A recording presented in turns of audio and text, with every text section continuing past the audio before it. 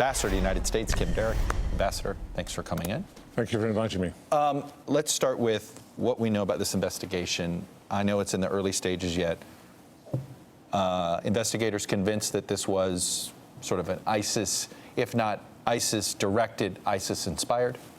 Chuck, I mean, it's less than 24 hours since the appalling atrocity of last night in Manchester.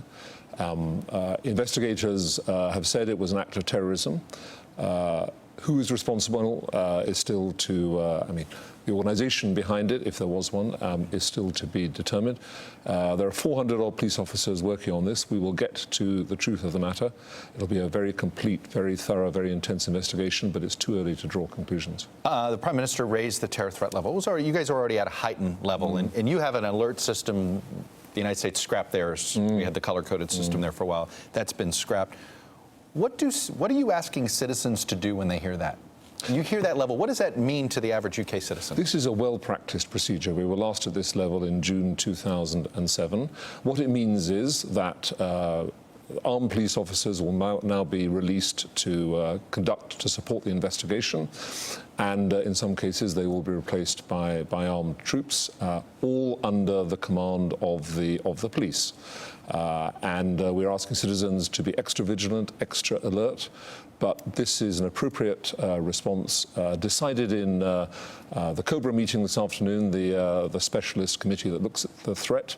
Prime Minister just announced it, as you say. I used to sit on that committee when I was National Security Advisor, so I know how this goes. It's the response to specialist advice to people who understand the terrorist threat. So it means it's more of a resource dedication decision, meaning we're appropriating more resources for X, Y, and Z. Well, it means there will be a more visible presence on the streets. So don't be alarmed, or be a little alarmed, but it actually releases more officers to conduct the investigation, and obviously the investigation is key to where we go next. Now, look, it's still part of the investigation, but there's some early concern that this is somebody that basically, a British citizen that went to fight, I think in Libya. There's some potential connection there.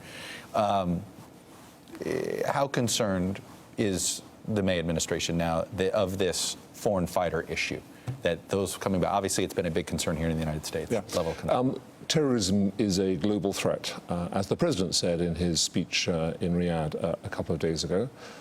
And there are people who have been abroad, who get radicalized abroad. There are people who get radicalized online at home. We see both phenomena.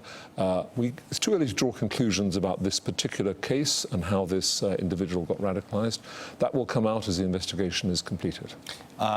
New security procedures, any extra security procedures besides raising the terror threat level? When we see it looks like he didn't get into the arena itself, that it looks like he got into the perimeter. But what does this mean? New security? What would happen next to protect the public? Well, first of all, as I've said, the public will be encouraged to be as alert as possible. We will have to learn the lessons, if there are lessons to be learnt from this. I want to jump to conclusions in advance of that. We already have, I think, exceptionally professional security services and police force.